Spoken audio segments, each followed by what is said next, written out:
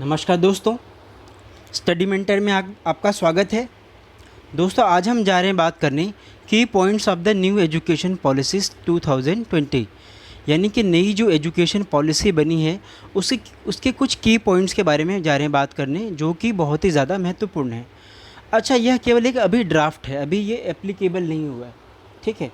तो अब हम जा रहे हैं इसके बारे में कुछ चीज़ें जानते हैं। मैं थोड़ा सा आपकी स्क्रीन के ऊपर दिखाई दे रहा हो, इसको ज़रा मैं पढ़ देता हूँ कि नई शिक्षा नीति सन 2020 की घोषणा मानव संसाधन प्रबंधन मंत्रालय यानी MHRD का नाम बदल के शिक्षा मंत्रालय कर दिया गया है।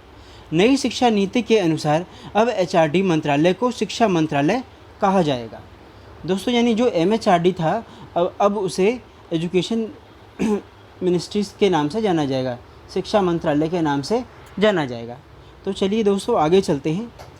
अच्छा, न्यू एजुकेशन पॉलिसी ड्राफ्ट, ये जो ड्राफ्ट है वो कैसा है, ज़रा उसके बारे में बातें करें, यानी कि किन किन चीज़ों को लेकर के इसका कंसंट्रेशन है।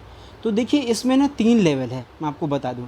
एक स्कूली शिक्षा के ऊपर ध्यान दिया गया है, उसके अलावा उच्च शिक्षा के ऊपर ध्यान दिया गया है, और जो तीसरा और अंतिम है वो प्रौढ़ शिक्षा के ऊपर ध्यान दिया गया है। चलिए अब हम आगे चलते हैं। मुझे लगता है कि ये डायग्राम जो है वो आपको समझाने में आपकी मदद करेगा। चलिए अब हम जा रहे हैं स्कूली शिक्षा के बारे में बात करने कि स्कूली शिक्षा में अब तक क्या बदलाव हुए हैं। यानी कि पहले की जो स्कूली शिक्षा थी वो 10+2 के ऊपर आधारित थी, और अब की जो स्कूली शिक्षा है वो 5+3+3+4 के ऊपर आधारित है। इसके बारे में हम थोड़ी सी बातें जानते हैं। तो चलिए हम इसको पढ़ते हैं। आपके स्क्रीन के ऊपर दिखाई देगा। पॉइंट नंबर 1 जा रहे हैं पढ़ने।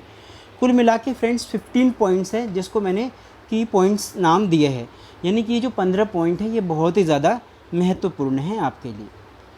तो स्कूली शिक्षा में ये बदलाव 3 से 5 साल के बच्चों के लिए अर्ली चाइल्ड एजुकेशन केयर एवं एजुकेशन के नाम से जाना जाएगा।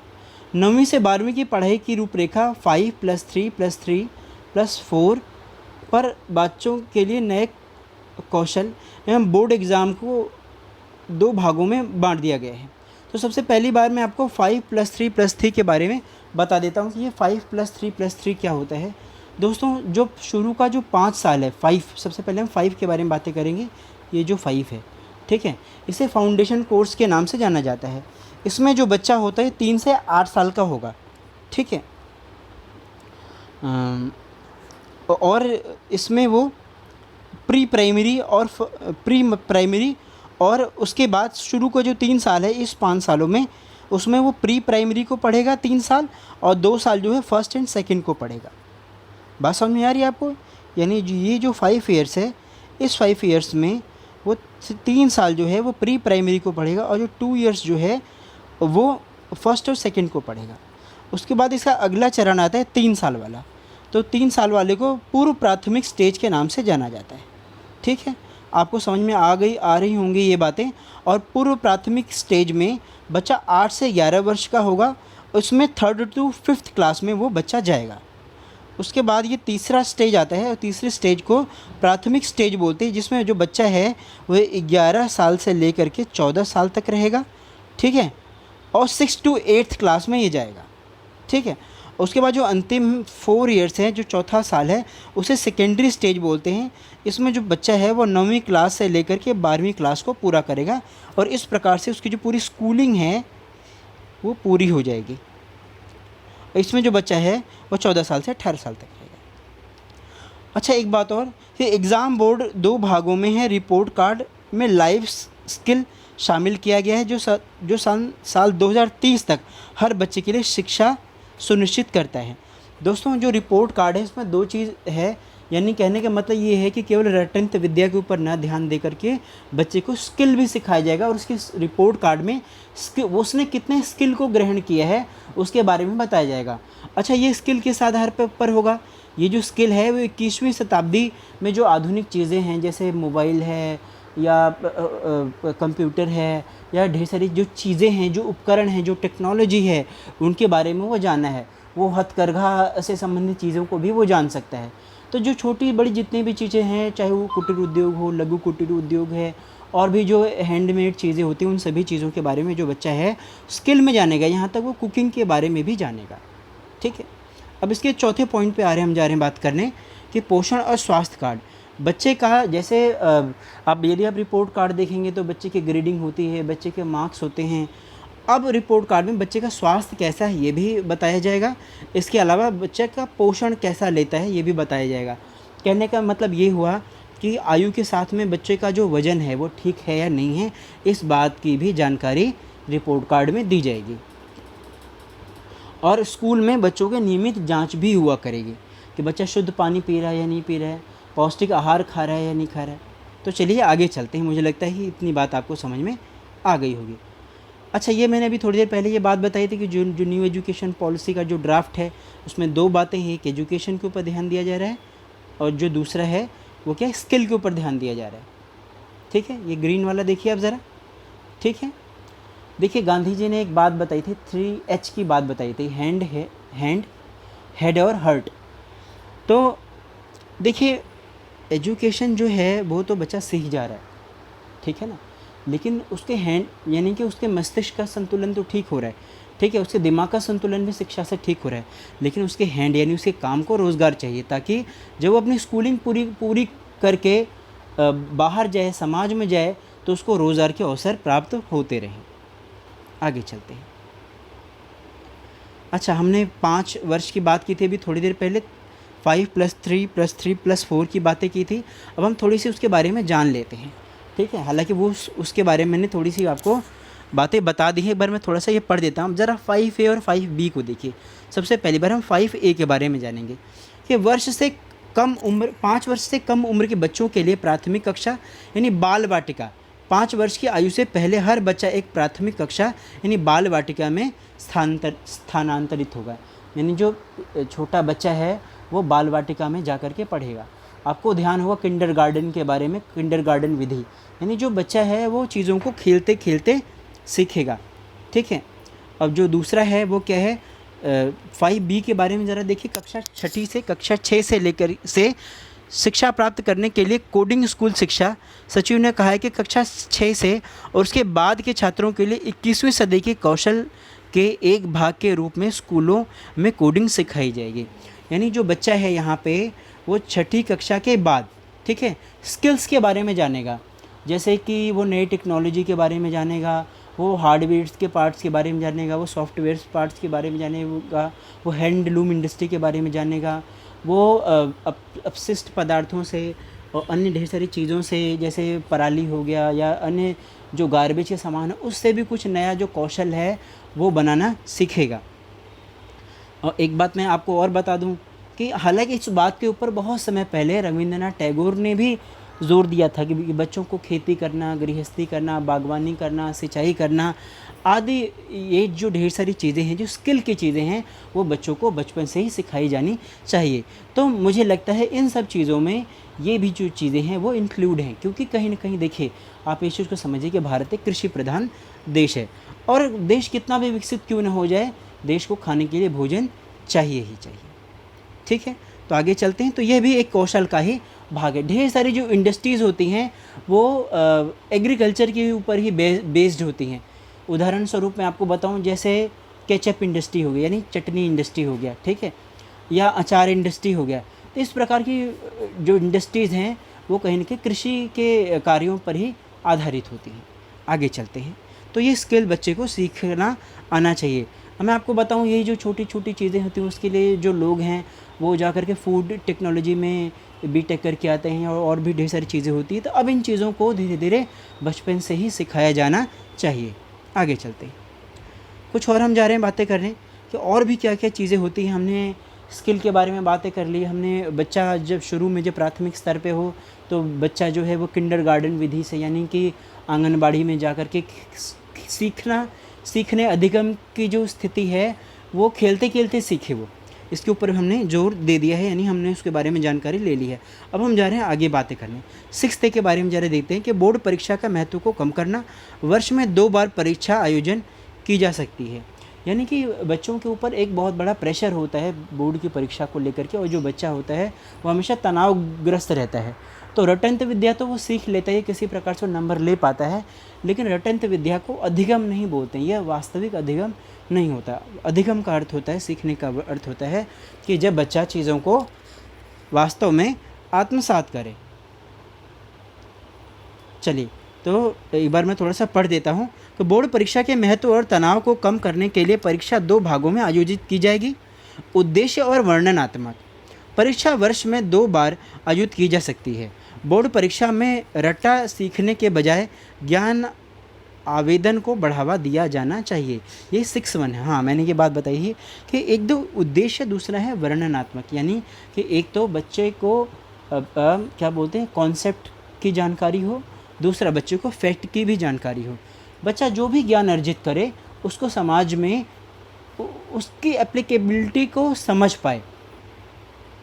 चलिए अब आगे जा रहे बात करने 6B के बारे में कि बोर्ड परीक्षा के लिए परिवर्तन मॉडल, वार्षिक, सेमेस्टर और मॉड्यूल परीक्षा के बारे में यहाँ पे बात की गई है। बोर्ड समय के साथ बोर्ड के आगे व्यवहार कार्य मॉडल विकसित कर सकते हैं, जैसे कि वार्षिक, सेमेस्टर और मॉड्यूल बोर्ड परीक्षा। गणित से शुरू होने वाले सभी विषयों को 2 स्तरों में प्रस्तुत करना। 2 भागों में परीक्षा या वस्तुनिष्ठ और वर्णनात्मक परीक्षा, यानी जो परीक्षा होगी वो वस्तुनिष्ठ होगी और दूसरी जो होगी वो वर्णनात्मक होगी, यानी कि एक मल्टीपल चॉइस टाइप में होगी, यानी कि आपको जो आंसर है वो एग्जैक्ट देना होगा, और दूसरा जो है वो डिस्क्रिप्टिव होगी। ठीक है, तो चलिए आगे चलते हैं। मुझे लगता है आपको ये बात समझ में आ गई होगी। यानी गणित में भी 2 प्रकार से है। एक तो आप 3-4 आपको ऑब्जेक्टिव मिलेगा, ऑप्शंस मिलेगा, और उन ऑप्शंस को आप देख करके आप टिक मार्क करेंगे, और दूसरा आपको डिस्क्रिप्टिव यानी आपको क्वेश्चन को सॉल्व करके बताना होगा। नंबर 1। नंबर 2, उधर आपने 6th में इस बात को जाना कि आपको वहाँ पे डिस्क्रिप्टिव और कॉन्सेप्ट बेस्ड चीज़ों का आना ज़रूरी है, यानी डिस्क्रिप्टिव भी आना जरूरी, कॉन्सेप्ट बेस्ड भी आना ज़रूरी है। इसके अलावा आपको मल्टीपल चॉइस टाइप के भी क्वेश्चंस के बारे में आपको जानकारी होनी बहुत ही ज़्यादा ज़रूरी है। चलिए अब हम कुछ और बातों के बारे में जानते हैं। छात्रों के लिए स्ट्रीम यानी कि बच्चा किस धारा में जाना चाहता है, ये 7th पॉइंट है आपका। छात्रों के विशेष रूप से माध्यमिक विद्यालय में शारीरिक शिक्षा, कला और शिल्प और व्यावसायिक कौशल के विषयों सहित अध्ययन करने के लिए विषयों को सही से पढ़ाया जाएगा। विज्ञान, मानविकी और गणित के अलावा शारीरिक शिक्षा, कला, शिल्प और व्यावसायिक कौशल जैसे विषय पूरे स्कूल पाठ्यक्रम में शामिल किए जाएंगे। कहने का मतलब ये हुआ कि स्कूल में आर्ट्स के साथ में साइंस यानी गणित भी पढ़ाई जाएगी, ठीक है, उसके साथ में उसको शारीरिक शिक्षा भी पढ़ाई जाएगी, कला के बारे में यानी स्किल के बारे में बताया जाएगा, उसको शिल्प के यानी आर्ट्स के बारे में भी, शिल्प के बारे में भी यानी उसके स्किल के बारे में बताया जाए। उसके बाद व्यावसायिक जो कौशल होते हैं उसके बारे में उसको जानकारी, यानी बिजनेस स्टडीज़ जैसी कुछ अकाउंटेंसी हो गई या बिजनेस स्टडीज़ जैसी जो चीज़ हैं वो भी उसको पढ़ाया जाएगा। इसके अलावा एक चीज़ और बताया गया है इस नई एजुकेशन पॉलिसी में कि या मान लीजिए कोई बच्चा है और वो बिजनेस स्टडीज़ में वो अपनी रुचि रखता है और उसी के साथ साथ वो ज्योग्राफी भी पढ़ना चाहता है, तो उसके लिए वैसी भी व्यवस्था की जाएगी, उसको कोई रोक नहीं सकता। यदि बच्चा है मैथ्स के साथ में वो हिस्ट्री भी पढ़ना चाहता है, ठीक है, और उसको फिज़िक्स अच्छा नहीं लग रहा है, तो वो उसके पास ये ऑप्शन है कि वो इस प्रकार की पढ़ाई वो कर सकता है, उसको किसी प्रकार से बाधित नहीं किया जाएगा। आगे चलते हैं। अब उच्च शिक्षा में बदलाव के बारे में हम जा रहे हैं कुछ जानकारी लेने। दोस्तों अभी तक हमने स्कूलिंग जो शिक्षा होती है उसके बारे में हमने जानकारी ली, अब हम जा रहे हैं हायर एजुकेशन के बारे में जानकारी लेने के वहाँ पे क्या बदलाव हुए हैं। तो उस शिक्षा में ये बदलाव हुए हैं कि मल्टीपल एंट्री और एग्ज़िट का विकल्प दिया गया है। दोस्तों ये बहुत ही सराहनीय कदम है सरकार का। ये मैंने स्क्रीन के ऊपर ये रेड कलर से मैंने इसके फ़ॉन्ट को कलर कर दिया है। मल्टीपल एंट्री एंड एग्ज़िट का मतलब ये होता है कि जो बच्चा है मान लीजिए वो बीए में पढ़ रहा है और वो अभी बीए फर्स्ट ईयर में है, फिर सेकेंड ईयर में है, फिर वो थर्ड ईयर में जाएगा, ठीक है, उसने 3 साल पूरे कर लिए तो अच्छी बात है, ये तो आज भी होता है। लेकिन कई बार ऐसा होता है कि बच्चा फर्स्ट ईयर में है और उसके बाद वो सेकेंड ईयर में गया, किसी कारणवश उसकी आर्थिक स्थिति ख़राब हो गई और जो बच्चा है और वो आगे पढ़ाई नहीं कर पाता, तो और वो उसकी पढ़ाई छूट जाती है, तो बच्चे को क्या किया जाएगा, फर्स्ट ईयर में एक सर्टिफिकेट दिया जाएगा, सेकेंड ईयर में एक डिप्लोमा दिया जाएगा, उसके बाद वो बच्चा जो है अपनी क्लास छोड़ सकता है, ठीक है, एक डिप्लोमा लेकर के। और जो तीसरा ये मैंने क्या पढ़ा कि एंट्री और एग्ज़िट का विकल्प, इसका मतलब ये हुआ कि लेकिन भविष्य में जब वो उसकी आर्थिक स्थिति अच्छी हो जाती है, किसी कारण से अब वो दोबारा से पढ़ाई करना चाहता है, वो केवल सीधे थर्ड ईयर का एग्ज़ाम दे करके अपनी वो डिग्री ले सकता है। उसकी जो रजिस्ट्रेशन है उसका वो कभी एक्सपायर नहीं होगा, या उसके लिए कोई एक टाइम दिया जाएगा कि 10 या 20 साल का उसमें उसको उस काम को पूरा करना होगा। हालांकि अभी तक ये सब चीज़ें नहीं थी। जैसे मान लो कोई बच्चा है, वो किसी कारण से वो ड्रॉप आउट हो गया तो वो उसको दोबारा से पढ़ना पड़ता था, लेकिन अब ऐसा नहीं होगा। ये जो कदम है वो सराहनीय कदम है, क्योंकि अपने देश में बहुत ढेर सारे बच्चे ऐसे हैं जो आर्थिक कारणों से या वो बीमार पड़ जाते हैं या किसी अन्य चीज़ों की वजह से वो अपनी पढ़ाई पूरी नहीं कर पाते हैं और उनकी पढ़ाई पढ़ाई का सपना पूरा नहीं हो पाता है। अब हम जा रहे हैं 9वें पॉइंट के बारे में बातें करने। ये 5 साल के कोर्स वाले में अब एमफिल की छूट दे दी जाएगी, यानी कि अब आप एमफिल बिना किए आप पीएचडी कर सकते हैं। आगे मैं थोड़ा सा पढ़ देता हूँ कि कॉलेजों में एक्रेडिटेशन के आधार पर ऑटोनॉमी मीटरिंग के लिए राष्ट्रीय मिशन हायर एजुकेशन के लिए एक ही regulator legal and medical education शामिल किया जाएगा। अब हम जा रहे हैं उसके बारे में बातें करने। सरकारी और प्राइवेट शिक्षा का मानक NRF यानी नेशनल रिसर्च फाउंडेशन की स्थापना होगी। अच्छा, इससे एक जो फ़ायदा होगा वो ये होगा कि एक ही रेगुलेटरी से जो कोई प्राइवेट स्कूल है वो अपनी फ़ीस जो है वो मनमानी नहीं बढ़ा पाएगा।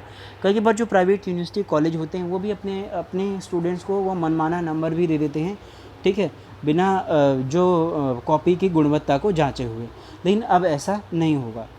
चलिए, और वहीं पे जो केंद्रीय मालिक कॉलेज हैं या विद्यालय हैं, स्टेट जो महाविद्यालय हैं, वो क्या करते हैं कि गुणवत्ता को नापते हैं, ठीक है, गुणवत्ता के आधार पे बच्चों को मार्क्स देते हैं। लेकिन प्राइवेट स्कूल बहुत ढेर सारे हैं, वो इस प्रकार के काम करते हैं, हथकंडे अपनाते हैं, मनमाना नंबर देते हैं और कई बार उनके मनमाने कामों की वजह से वो ब्लैक लिस्टेड भी कॉलेज हो जाते हैं।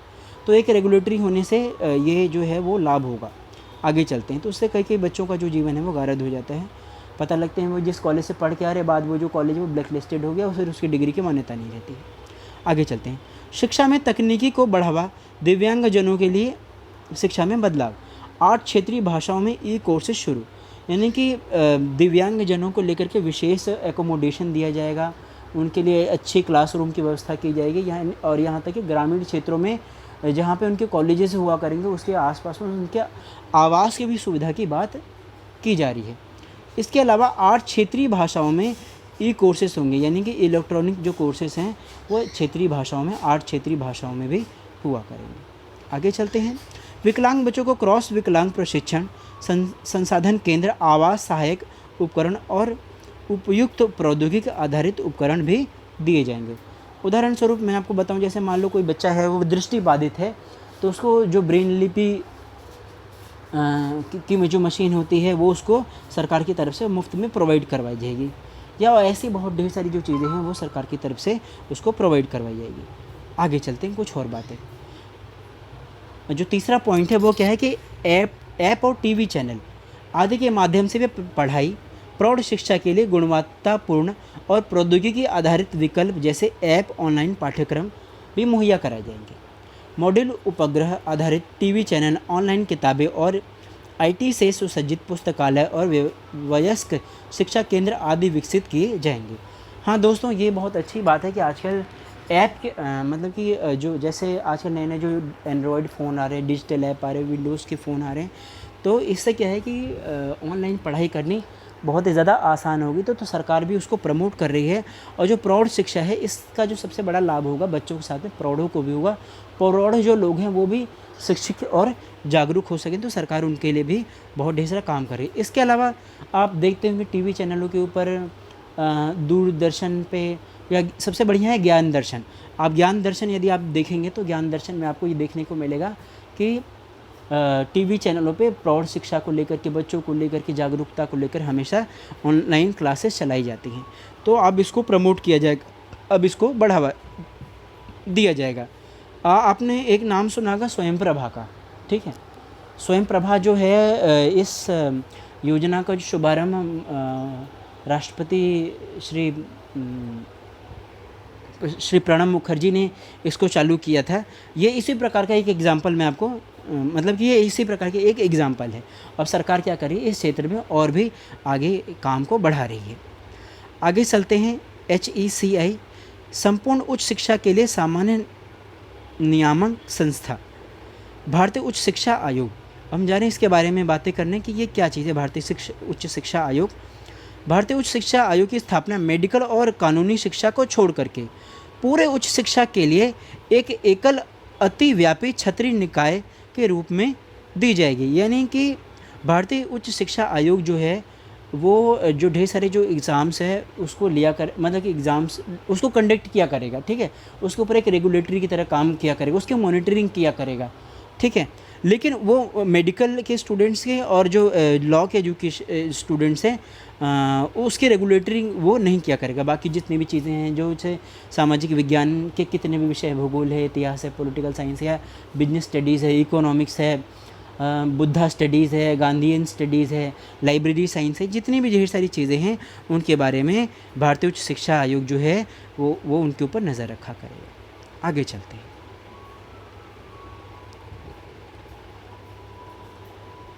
जो 15 पॉइंट है और वो अंतिम पॉइंट है, ज़रा उसके बारे में हम लोग जान लेते हैं। ये भी बहुत ज़्यादा महत्वपूर्ण है। छात्रों के लिए 360 डिग्री समग्र रिपोर्ट कार्ड बनाना, ठीक है। छात्रों को 360 डिग्री समग्र रिपोर्ट कार्ड मिलेगा जो न केवल विषयों में उससे प्राप्त अंकों के बारे में सूचित किया जाएगा बल्कि उसके कौशल व अन्य महत्वपूर्ण बिंदुओं को भी बताया जाएगा।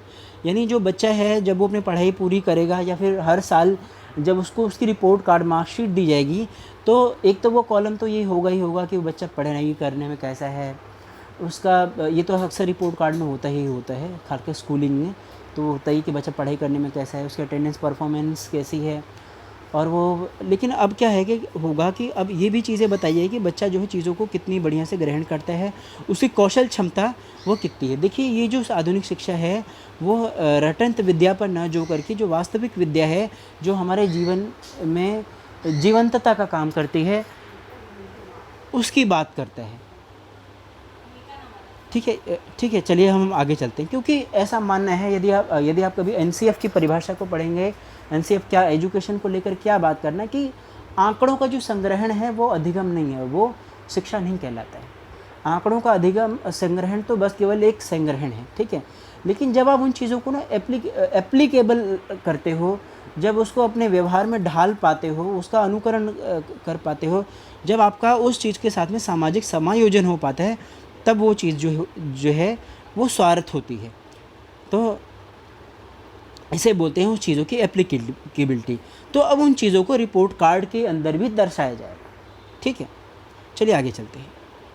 तो आम प्रवेश परीक्षा में पेशकश करने के लिए एनटीए नेशनल टेस्टिंग एजेंसी विश्वविद्यालय प्रवेश परीक्षा के लिए हर साल कम से कम 2 बार विद्यालय मानकी भाषा, कला, व्यावसायिक विषयों में उच्च गुणवत्ता वाली सामान्य योग्यता शिक्षा और विशिष्ट सामान्य परीक्षा कराएगी। हालांकि आज भी ये जो एनटीए है ये काम करता है, आपकी स्क्रीन पर दिखाई दे रहा होगा फ्रेंड्स, ठीक है। आज भी जो एनटीए है वर्ष में 2 बार नेट की परीक्षा कराता है और भी ढेर सारी परीक्षा आयुर्वेदा वाली परीक्षा करवाता है। तो ये जो ढेर सारे काम हैं वो आज भी एनटीए कराता है और उसको कराता रहेगा। चलिए एक और पॉइंट के बारे में बात कर लेते हैं। 14 नहीं 15वां जो पॉइंट है वो अंतिम पॉइंट है, 50% सकल नामांकन अनुपात का लक्ष्य। शिक्षा मंत्री के सचिव अमित खरे ने कहा है कि हम सन 2035 तक 50% सकल नामांकन अनुपात का लक्ष्य रखते हैं।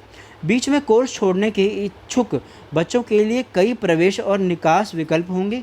इसके क्रेडिट और अकादमिक बैंक ऑफ क्रेडिट के माध्यम से स्थानांतरित किया जाएगा। दोस्तों ये हालांकि इसके बारे में मैंने अभी बात बताई थी कि वे एंट्री और एग्ज़िट वाला ये इसकी जो सुलभता है वो हमें नई शिक्षा की नीति के तहत दी गई है। लेकिन इसमें आपको एक बात ये समझ नहीं आ रही होगी कि 50% सकल नामांकन क्या है। दोस्तों इसका मतलब ये है कि मान लीजिए प्राइमरी स्कूल में नर्सरी क्लास में जो बच्चों की कुल संख्या है वो 100% है, वो 100% है। लेकिन ये ज़रूरी नहीं होता कि 100% जिन बच्चों ने प्राइमरी स्कूल में या फर्स्ट क्लास में एडमिशन लिया है वो बीए करते करते या एमए करते करते या उच्च शिक्षा तक किसी भी उच्च शिक्षा तक जाते जाते उनकी संख्या उतनी होती, उतनी उनकी बिल्कुल भी नहीं होती है। यानी 100% बच्चे यदि एडमिशन ले रहे हैं तो वो 10 क्या 5% भी जो बच्चे हैं वो एमफिल पीएचडी में नहीं जाते, उससे भी कम बच्चे जाते हैं। तो सरकार का अभी लक्ष्य है कि सन 2035 तक जो प्राथमिक स्तर पर जिन बच्चों ने एडमिशन लिया था कम से कम 50% बच्चे जो हायर एजुकेशन को ले पाएंगे, ग्रहण कर पाएंगे। चलिए दोस्तों, ये जो बात है वो पूरी हुई। जो जो 15 इम्पोर्टेंट पॉइंट है वो सारी बातें कंप्लीट हो चुकी। कुछ अन्य भी जो बातें उनके बारे में हम जान लेते हैं। ये बातें भी महत्वपूर्ण हैं, आपको जानना बहुत ही ज़्यादा ज़रूरी है, ठीक है। लेकिन आप इसके बारे में पहले से जानते हैं। वो क्या है, शिक्षा का माध्यम स्थानीय यानी क्षेत्रीय भाषा में हो। तो ये तो गांधी जी के समय से चलता आ रहा है। पिछली जो शिक्षा नीति है उसमें भी ये सब बातें थी। मुदालियन कमीशन बना, त्रिसूत्रीय शिक्षा है, उसमें भी ये बातें बताई गई हैं, ठीक है, कि जो शिक्षा का जो माध्यमिक स्थानीय है तक जो चीज़ें हैं, हालांकि पहले प्राथमिक स्तर की बात की गई थी, अब उसको बढ़ा करके माध्यमिक स्तर की बात की जा रही है कि वो क्षेत्रीय भाषा में होना चाहिए। यानी कि कोई उन भाषाओं में से एक जो भाषा है वो क्षेत्रीय भाषा होनी ही चाहिए, ठीक है। क्षेत्रीय भाषा की बात पहले भी की गई थी, लेकिन प्राथमिक स्तर तक गांधी जी ने प्राथमिक बच्चों तक की बात की थी, लेकिन अब नई शिक्षा नीति के तहत उसको माध्यमिक स्तर पर ये बात बताई जा रही है, ठीक है। अच्छा, जो दूसरी बात है वो एक बात और है, सकल घरेलू उत्पाद का 6% जो भाग है अब वो शिक्षा के स्तर में खर्च किया जाएगा, जो इससे पहले 1.7% ही था केवल, ठीक है। एक बात और है वो मैंने आपको बता दिया है, जो व्यय का बोझ है वो भी कम किया जाएगा। यानी कि धीरे धीरे जो सिलेबस में जो कुछ चीज़ें जो होती हैं वो बेकार की होती हैं, उसको भी कम किया जाएगा। जो कुछ ऐसी एक्टिविटीज़ होती हैं जो मूल्य आधारित नहीं होती, जैसे कि उसको भी कम किया जाएगा। यानी कि हम फैक्ट के आधार पे नहीं, बल्कि जो वैल्यू बेस्ड क्वेश्चन है उसके ऊपर हम अधिक जोर दिया करेंगे। इससे क्या होगा, जो सिलेबस का साइज़ है वो कम होगा। तो बच्चा क्या रटंत विद्या को फॉलो ना करके बच्चा जो है क्या कह सकते हैं उसको, असली जो वास्तविक अधिगम है उसको बच्चा सीख पाएगा, ठीक है। यानी जो कॉन्सेप्ट है ये जिसे बोलते हैं स्कीमा, यानी बच्चा जो है वो पुराने ज्ञान से नए ज्ञान को जोड़ पाता है, नहीं जोड़ पाता है। तो जब बच्चों के पास सिलेबस का जो भार है वो कम होगा, तो बच्चा क्या है, पूर्व ज्ञान को नए ज्ञान से जोड़ पाएगा और उन चीज़ों को अप्लीकेबल कर पाएगा, ठीक है दोस्तों। यदि आपको ये वीडियो अच्छा लगा हो तो इसको लाइक, सब्सक्राइब और शेयर करना ना भूलें। ये जो वीडियो थी ये थोड़ी ब्रीफ थी, मैं नेक्स्ट जो वीडियोज़ हैं वो आपको एलोबरेट करके लेकर के आऊँगा, वो थोड़ी ज़्यादा डिस्क्रिप्टिव होगी। थैंक यू दोस्तों, thank you very much video सुनने के लिए। लाइक, सब्सक्राइब और शेयर करना ना भूलें।